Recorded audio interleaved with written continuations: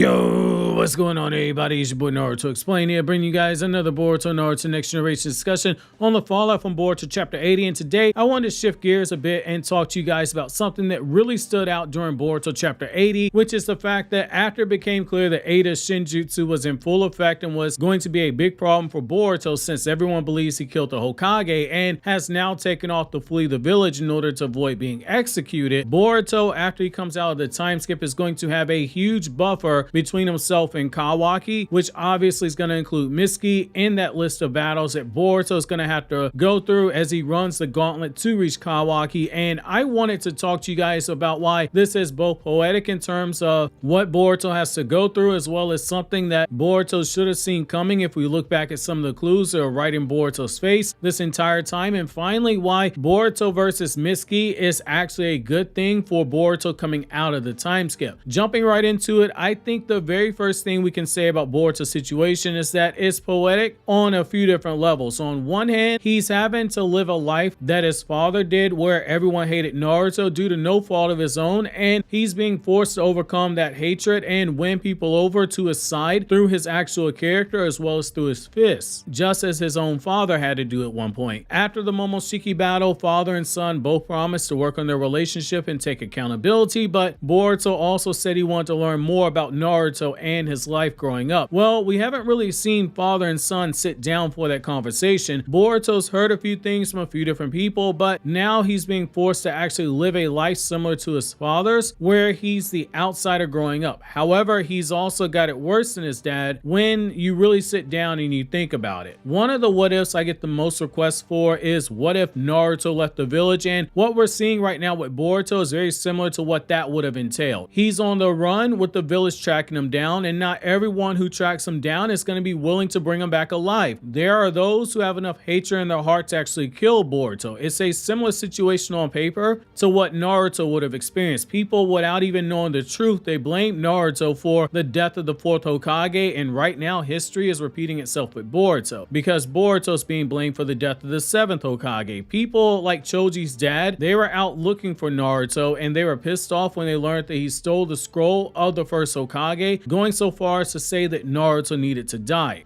Boruto is accused of killing a beloved Hokage, and there are those who want him executed. Just as Naruto had Iruka on his side, Boruto now has Sasuke on his side. However, that's where the parallel is going to stop. For the short term, there is no happy return to the village for Boruto. He's going to have to level his way up and overcome the challenges in front of him, just like the video game character we see Boruto playing with in the Boruto movie and in the movie recap of the manga itself. This time, there are no cheat codes from Katasuke for Boruto to use. He has to work his way through step by step, which is poetic to realize that he's getting the opportunity to do the same thing here. And when Sasuke told him that he'd have to endure just like his father did, the prospect of hard work didn't weigh down on Boruto. Instead, he accepted the challenge itself and that silhouette of his father being there, as he found that confidence is a great way to actually bookend Boruto Part 1, where we were told in the first chapter that this was a story of father and son, and that Part 2 would be only Boruto's story, but that Naruto still played a role because he was Boruto's father. That image of Naruto alongside Boruto is both closing the door on this story of father and son and showing how the father is actually inspiring the son to endure and become a true shinobi at the end of his journey to the west that Boruto's undertaking. When we look back, Boruto during the Mitsuki desertion arc, we saw how Garga told Boruto that the betrayal was basically a part of life and that those he calls comrades will one day turn on him. More than once during that arc, Boruto had people throwing words around like fate and destiny and betrayal all in his face, but he still showed that he inherited his own father's ironclad will and the guts to never give up, and at times he showed that he might even be more stubborn in terms of being a brat than his own father was. It's only fitting that someone like Mitsuki is right there chasing after Boruto this entire time. In that arc, it was Boruto who was running after Mitsuki, so convinced that there was more to the story itself. Now in this arc, it's Mitsuki chasing after Boruto, and it will be up to Boruto to convince Mitsuki to see through the fog of deception that is before them right now currently.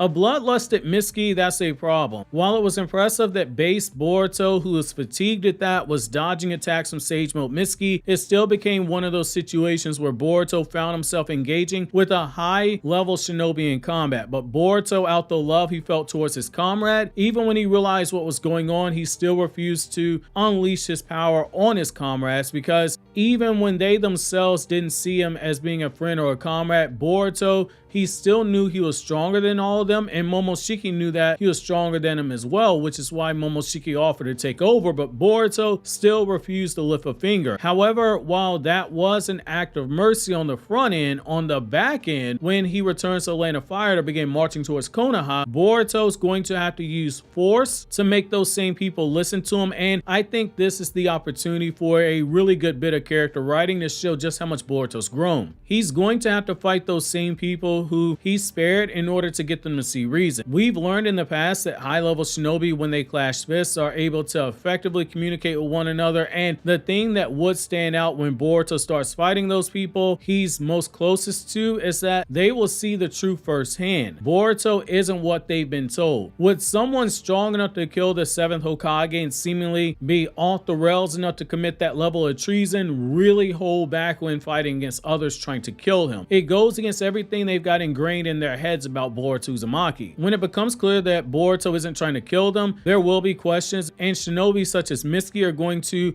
be the ones who likely realize the truth about Boruto's heart. Mitsuki, as we've seen in the series, is going through the various stages of human development. It was the whole purpose of the Mitsuki desertion arc and him dealing with the fabrications, each of which had a name that tied into the journey of Mitsuki's soul, but Mitsuki has formed such a strong bond with Boruto that something should click, but there within lies a problem. The Shinjutsu, as Sasuke said before, the Shinjutsu eats away at the mind and tries to force you to ignore things that you know deep down are wrong and accept the reality of Shinjutsu itself. It's something Sasuke has to constantly fight against, but Mitsuki isn't built too much unlike Sasuke in some ways. There are differences, but there are some overlaps. As he gets new information, Mitsuki, his mind begins to update its stance, very similar to Sasuke. I think it will take some work, but Mitsuki might be one of those people who has won over to Boruto's side, but he's going to have the same problem Sasuke currently has. It's going to require constantly suppressing the effects of the Shinjutsu 24/7, being mindful of it, and it's going to be extremely difficult, and it won't ever fully go away. I do think Boruto's going to benefit from having a battle Sage Mode Mitsuki and clashing fists, because those two will be able to read each other's hearts. This will also be another learning moment for Mitsuki as he continues down that path of learning what it means to be human, because at the end of the day, Mitsuki is a clone, and Boruto's trying to answer that question: are clones even human? I.e., is Delta human? Is Mitsuki human? Was Kashi and Koji human? That's one of the answers that we're getting. And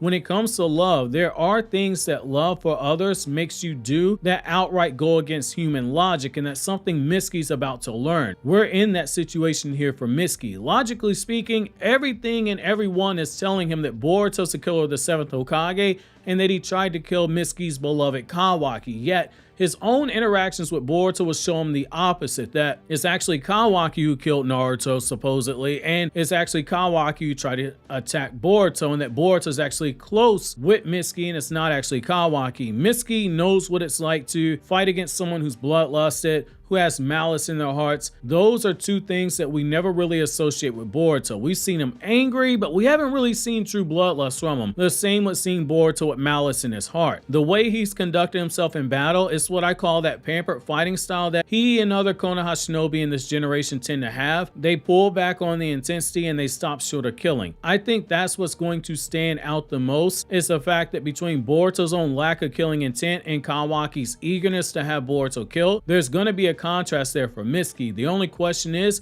how strong will the Shinjutsu's hold be on those that Boruto cares about? If we take Sasuke at his words, it's near impossible to suppress. Having Boruto win over Shikadai and Mitsuki, it makes the most sense. Two logically sound people who would jump to the conclusion that Sasuke did once they're presented with new evidence, but it comes down to how those battles play out between them, and if Mitsuki's fists can actually reach their souls or not. But given how strong bonds play a role in the Naruto franchise and the fact that this is a gateway shonen, I do think that we're going to have to take a look at something like this in terms of the realms of possibilities to see how the narrative actually plays this out. That being said, I'm curious to know how you guys see this playing out between Mitsuki and Boruto. Who do you think is more likely to realize that Boruto isn't what everybody says he is between Mitsuki and Shikadai? While you think that over, click here to check out my new Muichiro video essay over on KRYPTONIAN SAIYAN.